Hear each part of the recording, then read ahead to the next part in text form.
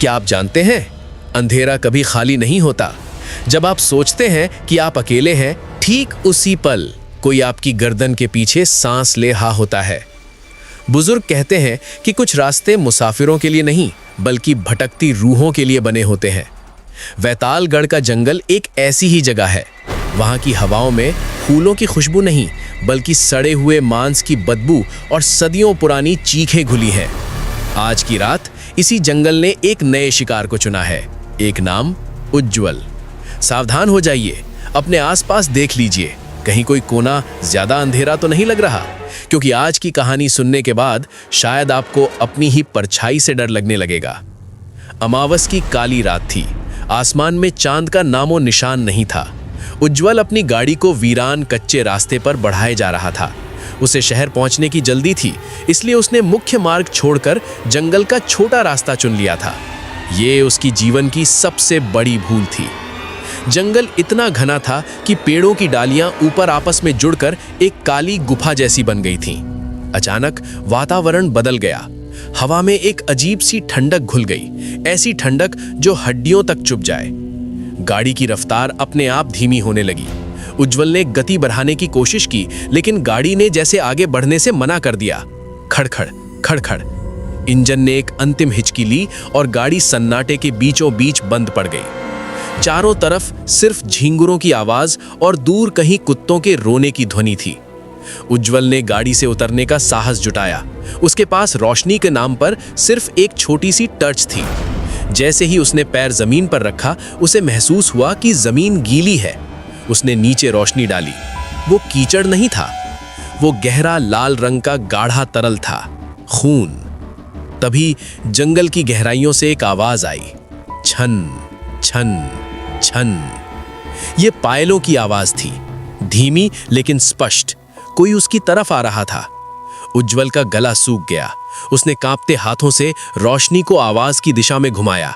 सामने बरगद के एक विशाल पेड़ के नीचे एक आकृति खड़ी थी, एक औरत। उसने लाल रंग का भारी जोड़ा पहन रखा था, जैसा दुल्हनें पहनती हैं। उसके हाथों में लाल चूड़ियां थीं, लेकिन वे टूटी हुई थीं। उसका चेहरा घूंघट में छिपा था। वो रुड़ती हिल नहीं रही थी, बस खड़ी थी। कौन कौन है वहां? उज्ज्वल ने साहस करके पूछा। कोई उत्तर नहीं मिला। बस एक ठंडी हवा का झोंका आया, जिसमें मोगरे के फूलों की खुशबू के साथ सड़ी हुई लाश की भयंकर दुर्गंध मिली हुई थी। अचानक वो औरत बोली। उसकी आवाज ऐसी थी जैसे किसी ने गले पर आरी चला दी हो, फटी हुई और भारी। मेरा सिंदूर गिर गया है, क्या तुम उसे उठाने में मेरी मदद करोगे? उज्ज्वल मंत्रमुग्ध सा उसकी ओर बढ़ा, लेकिन जैसे ही वो थोड़ा करीब पहुंचा, उसकी नजर उस औरत के पैरों पर पड़ी। उज्ज्वल की आंखों ने जो देखा, उस पर उसे विश्वास नहीं हुआ। उस औरत के पैर जमीन पर सीधे नहीं थे। उसकी एड़ियां आगे की तरफ थीं और पंजे पीछे की तरफ। वो एक उल्टे पांव वाली पिशाचिनी थी। उज्ज्वल चीखा और पीछे हटा, लेकिन तब तक बहुत देर हो चुकी थी। औरत ने एक झटके में अपना घूंघट उठा दिया। वहां कोई चेहरा नहीं था, वहां सिर्फ झुलसा हुआ मांस था। जहां आंखें होनी चाहिए थी, वहां 2 काले गड्ढे थे, जिनमें से कीड़े रेंग रहे थे। उसका मुंह कानों तक फटा हुआ था और दांत जानवरों की तरह नुकीले और काले थे। आओ उज्ज्वल, मेरी अधूरी शादी पूरी कर दो। उज्ज्वल अपनी जान बचाकर जंगल में भागा। वो गाड़ी की तरफ नहीं जा सकता था, क्योंकि वो पिशाचिनी वहीं खड़ी थी। वो कांटों और झाड़ियों को चीरता हुआ अंधाधुंध भाग रहा था। पीछे से उस पिशाचिनी की हंसी गूंज रही थी। भागो, जितना तेज भाग सकते हो भागो। शिकार अंत में शिकारी का ही होता है।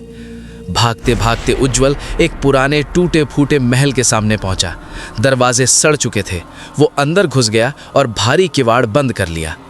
अंदर गहरा अंधेरा था। वो एक कोने में दुबक कर बैठ गया। उसकी सांसें लोहार की धौंकनी की तरह चल रही थीं। तभी कमरे के भीतर छत से टप टप टप कुछ टपकने लगा। उज्ज्वल ने अपनी रोशनी ऊपर की। छत पर वो पिशाचिनी छिपकली की तरह चिपकी हुई थी। उसकी गर्दन 180 डिग्री पूरा पीछे घूमी हुई थी और वो ठीक उज्ज्वल को घूर रही थी। उसके मुंह से काला थूक टपक रहा था। उज्ज्वल की चीख गले में ही अटक गई। पिशाचिनी धीरे धीरे दीवार से रेंगने लगी। उसकी हड्डियां कड़कड़ा रही थीं, कड़क कड़कड़। तुमने मुझे पहचाना नहीं उज्ज्वल, मैं वही हूँ जिसे तुम्हारे पूर्वजों ने जिंदा दीवार में चुनवा दिया था। 100 साल से मैं इस पल का इंतजार कर रही थी। पिशाचिनी ने अपना लंबा हाथ बढ़ाया। उसके नाखून खंजर की तरह बढ़ गए। वो उज्ज्वल की गर्दन पकड़ने ही वाली थी। मृत्यु को इतना करीब देखकर उज्ज्वल को अपने बचपन की याद आई। उसकी दादी उसे सिखाया करती थी कि जब विज्ञान और तर्क हार जाएं, तब ईश्वर ही ढाल बनते हैं। उज्ज्वल ने कसकर अपनी आंखें बंद कर लीं। उसके पास कोई हथियार नहीं था, सिर्फ उसकी आस्था थी। उसने चिल्लाना शुरू किया, भूत पिशाच निकट नहीं आवे, महावीर जब नाम सुनावे। जैसे ही ये शब्द गूंजे, पिशाचिनी एक दर्दनाक चीख के साथ पीछे हटी। उसे जैसे अदृश्य आग ने जला दिया हो। चुप कर, बंद कर इसे नीच मनुष्य, वो तड़पते हुए चिल्लाई। उज्ज्वल ने रुकना स्वीकार नहीं किया। उसने अपनी आवाज और ऊंची कर दी, ना से रोग हरे सब पीरा, जपत निरंतर हनुमत बीरा। पिशाचिनी अपने कानों पर हाथ रखकर फर्श पर लौटने लगी। उसका शरीर धुआं बनकर उड़ने लगा। हवेली की दीवारें कांपने लगीं, ईंटें गिरने लगीं।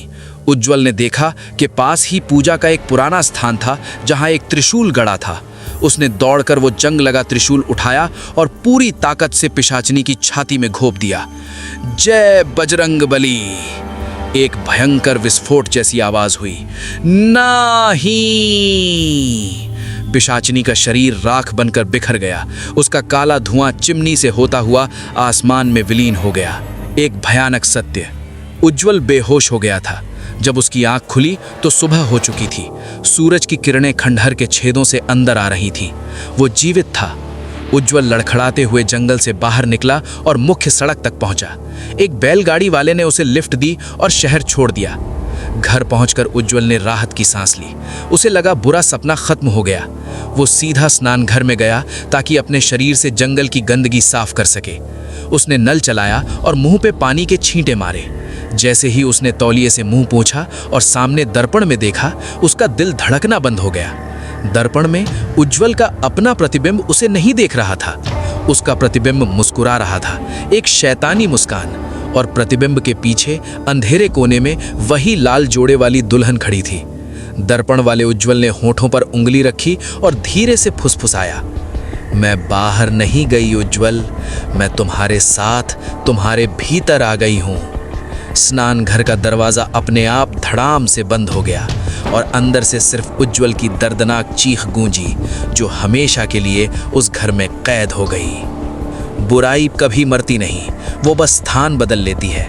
उज्ज्वल को लगा था कि वो बच गया है, लेकिन क्या परछाई से कभी कोई भाग पाया है?